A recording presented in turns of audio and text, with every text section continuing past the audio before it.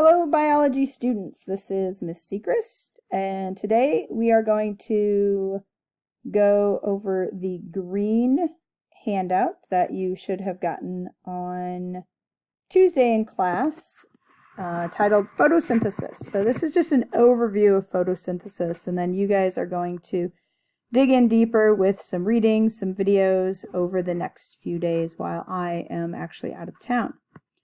And so photosynthesis, a couple things to remember is, number one, all living things have to be able to obtain and use energy in order to be alive. And second, all living things are made up of cells. Cells are the basic unit of life. And so let's start with thinking about what is the main source of energy for all life on planet Earth. And if I start drawing this shape over here, my guess is most of you can figure out what I'm drawing, even though it's not a great picture. The main source of energy for life is indeed the sun. However, very few organisms can actually use the sun's energy. And so what types of organisms are necessary for animals and fungi and protists and some bacteria, for all of those consumers to even have access to this main source of energy? And those organisms are called producers. And so when we think about producers, my hope would be that you guys think about plants, because plants are the most common form that you actually know that is a producer. If you think back to our energy pyramids and you think about the organisms on the top are the tertiary consumers and secondary consumers and primary consumers. And I always said it's all about the base of the pyramid, and that's where the producers are at. They're at the base because they can bring energy into an ecosystem. So the first thing we're going to do is I want you to draw a picture of a plant, and I want you to label the three main organs. We often don't think of organs in plants. We think of them in humans, like the heart and the lungs and the brain. But plants have organs also. They are the roots, the stems, and the leaves. And so if we draw, I'm going to draw the ground because plants are below ground and above ground. And I'm going to start by putting some structures here below the ground. Some of these are spread out. Sometimes they're more what's called a taproot. I'm going to draw them spread out. These are the roots.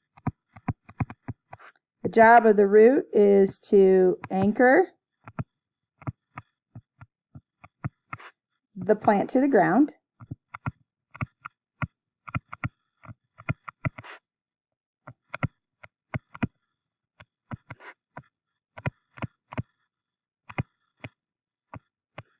Sorry about the pen. And the second main job of the roots is to take up water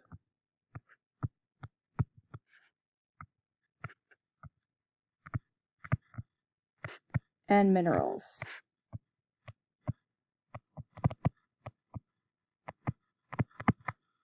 And that pen's not working very well right now, so hopefully that'll start working better here.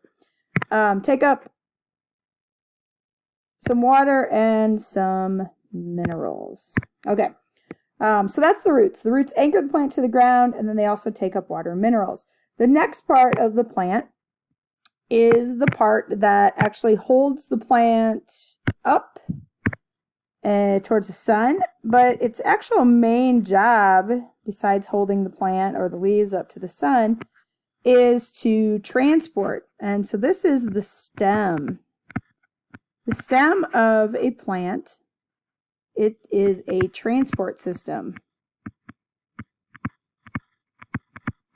And it transports water from the ground up, and it transports sugar that's made in the leaves down to be stored in the roots, kind of like in a potato.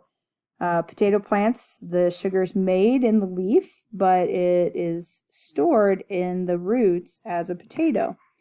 The last organ, and I'm just going to draw them real big up here on top, might not really look like a true plant per se, but it serves its purpose. And the last organ of a plant would be the leaves. The leaves is where photosynthesis happens. Not that photosynthesis can't happen in the outside of the stem, it can, but the leaf is designed to specifically capture sunlight and turn it into sugar. And so those are the three main organs of a plant. And if we have those three main organs, we can actually draw a really nice overview of photosynthesis. Photosynthesis, if we start with the water down here in the ground. So we'll start with the water down here in the ground, if I can get my pen to want to function here very well. So start with water down here in the ground. The water goes up through the roots and it goes up the stem to the leaves. Once it gets to the stem, this is where the sunlight is coming in and its energy actually breaks the water apart. And so the hydrogen will stay, but the oxygen comes out.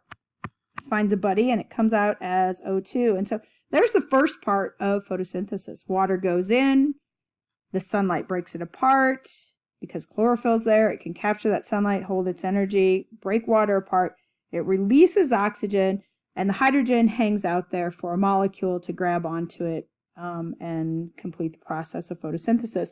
In addition, you also have to have another gas coming in, carbon dioxide. So carbon dioxide is coming in, so it's a reactant. Carbon dioxide comes in and it grabs onto this hydrogen through a process called the Calvin cycle, and it actually combines to make glucose. And I like you to know the chemical formula of glucose because it shows you that you have the carbon, 6 of them from carbon dioxide. You have hydrogen, you're going to need 12 of them from water. And then you also have another 6 oxygen that can get arranged into a sugar molecule. And that sugar molecule is storing, in all those bonds, it's storing the sun's energy for consumers and for the plant to use also as energy in order to keep it alive. And so why is it that plants are so important in the ecosystem? Well, because they are our producers. It's all about the base. And so they're the producers. And when we talk about producers, what are they producers of? Well, they're producers that can take the sun's energy and they can change it into stored energy as sugar or food for all other living organisms. And so what's their role in the ecosystem? They provide energy for all other living things in the ecosystem because all other things can't use the sun. And so if we think about big picture photosynthesis, it's really right there. And so spend some time getting familiar with this process because you absolutely have to know what goes in, what comes out of the process of photosynthesis. And so if we're thinking about big picture photosynthesis, it is energy conversion. And so it is where we are taking the sun's energy and we are converting that energy, or a plant is converting that energy into glucose. And glucose is basically C6H12O6. There's lots of bonds, and so we say that is stored chemical energy. All right, we're going to stop here, and you guys are going to go on to the photosynthesis video 2 for the rest of this worksheet.